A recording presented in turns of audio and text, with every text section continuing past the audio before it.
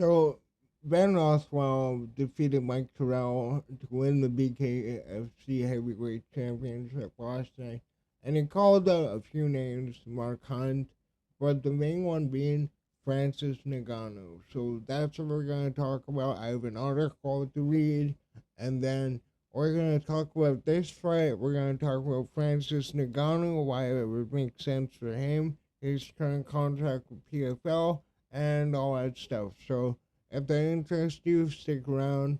And if you like the content, subscribe. That's all I ask. It's been rough lately without any fights, any MMA news coming out. I've been, scrounging the entire internet for something of note, and I do what I can. All right, but let's get into it. Main problem being I just don't want to make pointless videos, even though that's up to interpretation. But here we got Francis Ngannou offered massive title fight, but not in the PFL or boxing. Undefeated BKFC champion Ben Rothwell requested a good old-fashioned fist fight with PFL's Francis Ngannou. PFL champion versus BKFC champion. The newly crowned Ben Rothwell says a fight with Francis Ngannou would suffice after what he accomplished Saturday night. At the age of 43, UFC veteran Rothwell finally broke through to his first world championship, capturing the BKFC heavyweight title at Knucklemania 5 with a tremendous 36-second knockout over a highly touted champ from England, Mick Terril. If you haven't seen this knockout, I highly recommend you go look at it. Actually, you know what? I'm gonna just make sure I mute this, and if I get a copy strike for it, even though it's in this article, I am going to be pissed. But here it is.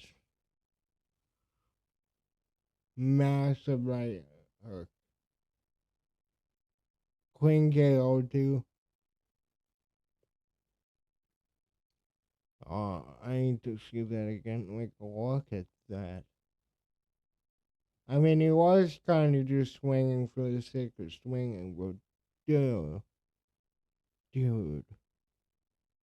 dear God, let's watch it again. Oh,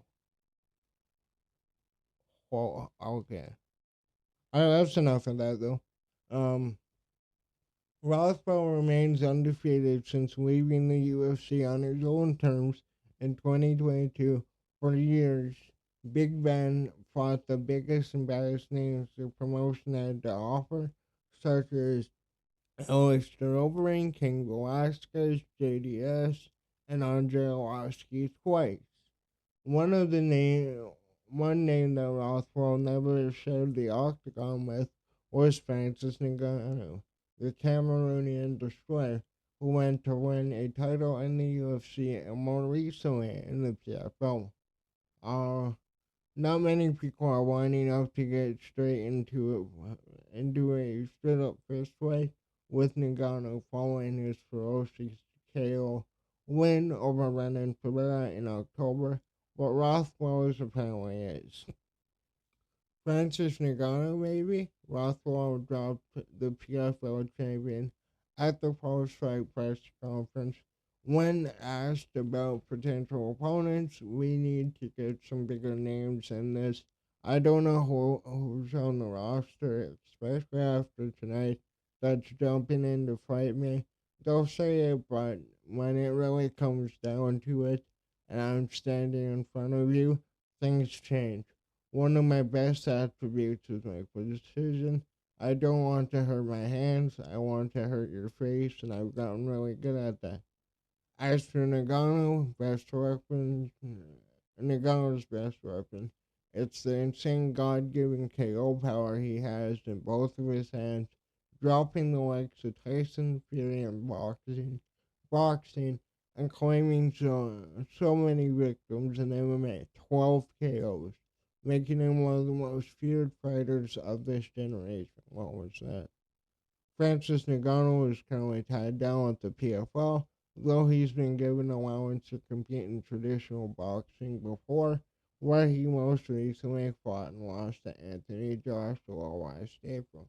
Ngannou faces a similar problem as Rothwell, running out of enticing opponents to fight in his current league, especially with top choice Vadim Nemkov being a free agent over the weekend.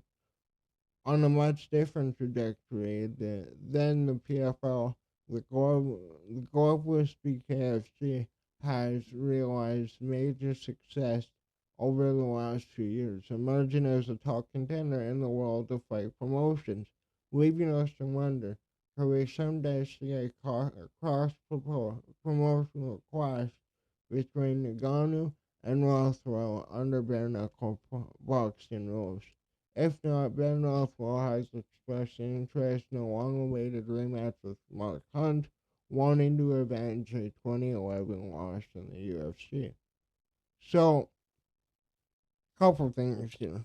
The Mark Hunt thing, wait, look up, how old is Mark Hunt? He's gotta be like 45 or something. Mark Hunt.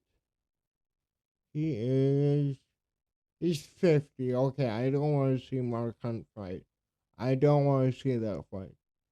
But, for Nagano to go into the BKFC, like when Nagano was a free agent, right? The BKFC thing was very interesting to me for a couple of reasons. One, you get to see Francis Ngannou hit somebody for real. No gloves, no wraps, no boxing gloves. You're gonna see his raw power. And I think that with how the PFL has used Ngannou, they feel miserable because when you bring in not only an ex UFC fighter, but a guy that won a belt and never had to relinquish it, right? He, well, he did relinquish. I went, my brain's not working. He never lost the title, right? He defended it against Cheryl. He waited out for a year. He left his contract because he really wanted to try boxing. And, you know, when you look at the boxing, right, I would consider the Tyson Fury fight a success. You know, many people thought he won that, even though it was an exhibition. He dropped Tyson Fury, and then the Anthony Joshua one, where he got knocked out because Anthony Joshua just boxed him better. That's the simple point to it. Where training in MMA boxing is not like training in actual professional boxing.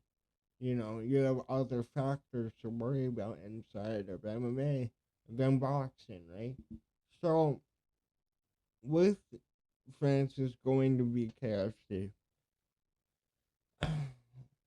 I think it'd be one or two fights. The same way his PFL contract is one or two fights, he would probably get, I would say, high seven, maybe low 10 figures. Because I can see the BKFC sticking around. I can see them being an organization that sticks around for maybe 5 to 10 years and possibly grows. They have Connor behind them, and I know with everything going on with Connor now, you could argue that's a bad thing. But like, they have a lot of promotion. I think David Feldman is a excellent CEO. I think he's doing everything he needs to grow this sport. So, and for Francis, right? So he wins the heavyweight title against arguably the greatest heavyweight of all time. He defends it with a torn ACL or MCL? It was one of the two. Defended the belt. Like I said, waited. Like, there has never been a guy in MMA, potentially sports as a whole, that gambled on himself that much because you guys remember, right? The UFC was offering Francis 10 mil for the John Jones fight when he was getting 8 mil flat for the Renan Ferreira fight and whatever fight he does after that. But the biggest thing for him is that he wanted to be a part of like a fighters board. He wanted to bring in health benefits and all that stuff. And the UFC didn't want to do that. Now, he leaves the UFC, the biggest organization. He's rumored to go to one doesn't want him. He's rumored to go to Bellator. Bellator didn't want him. And that was one spot for him to go, the PFL, right?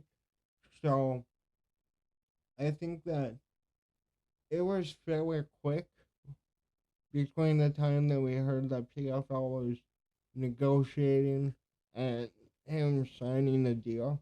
And the deal was, at least to my knowledge, 2 fights, 8 mil flat plus pay per view, and he's allowed to box, right?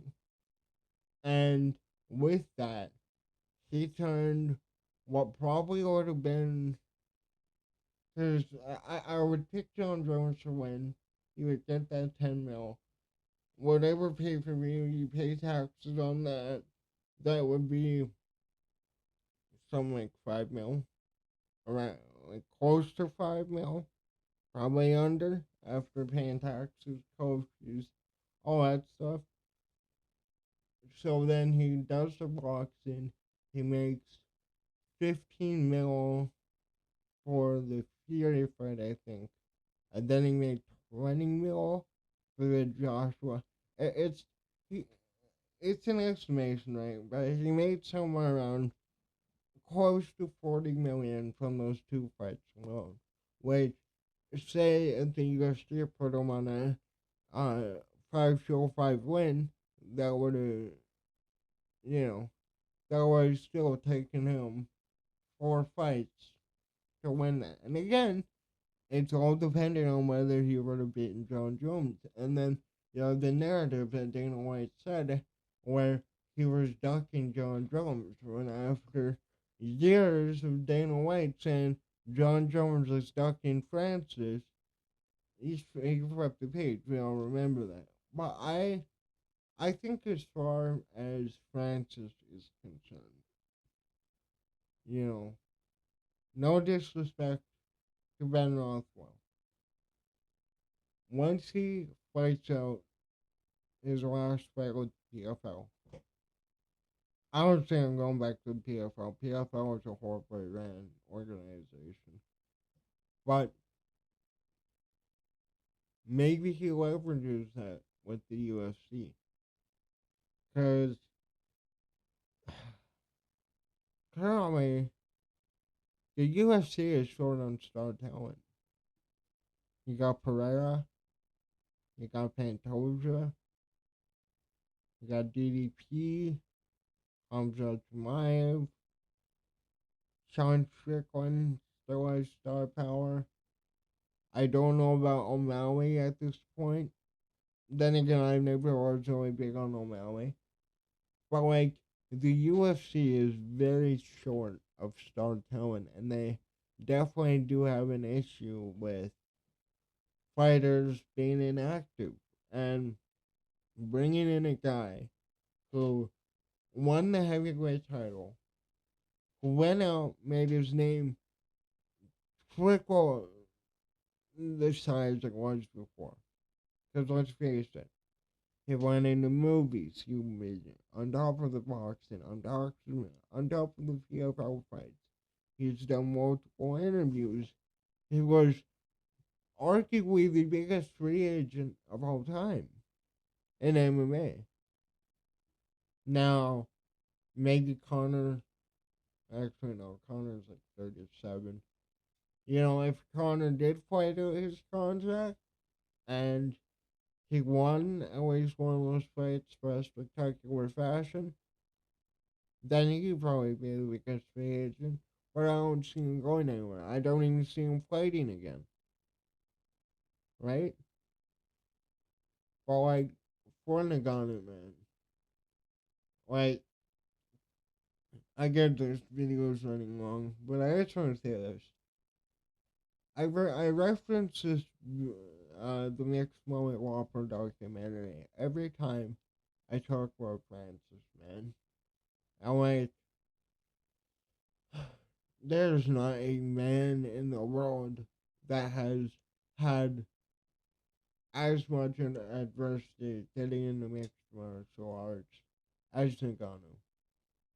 Being a slave in sand mines, swimming across an ocean multiple times, eventually making it to France, wanting to do boxing your whole life. Doesn't pan out. You train MMA for a few years, rattle off a few knockouts. You make it to the UFC. You starch everyone. Then you face Stipe. Stipe out wrestles you. You find you have a hole in your game. Then he has the Derek Lewis fight after that. And then after that Derek Lewis fight, when he got tripped out by Dana White, and that, to me, that was when the relationship with Dana White soured, right? He went on a run, starching everybody in the first round, knocking out everybody. He fixed this grappling. We saw him grapple in the last 3 rounds. Is still gone. We saw him grapple against Renan Ferreira to get the TKO. Like, man, for the only comparable person to Francis is Pereira. For, guys that come in as specialists and can learn the game as quickly as they do. And, they have help from, Glover Teixeira for Pereira. Ngannou had Usman, he had Gaethje, he had everybody at Dominance MMA. Even though that his um his manager Markel, yeah, it's Markel who manages him.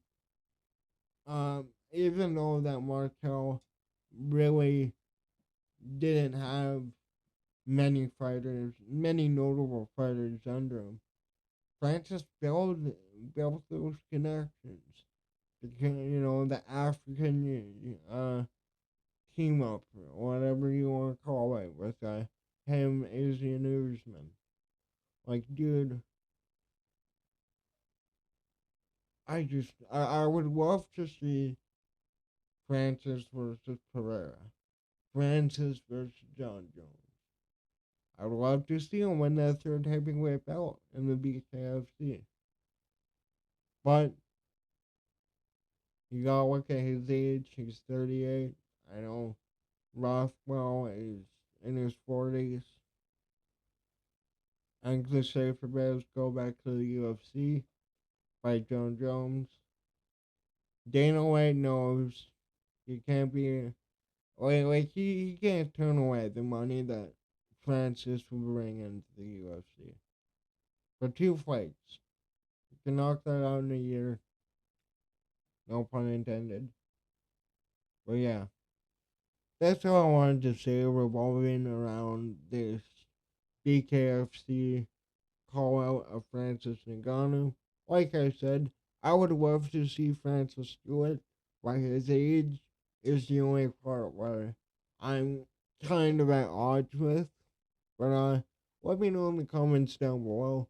What do you think about Rothwell's call out of Francis? And with everything going on in the PFL right now, where do you think Francis Ngannou will land, or will he just retire? I'm interested to hear what you have to say. And yeah, thanks for watching. Later.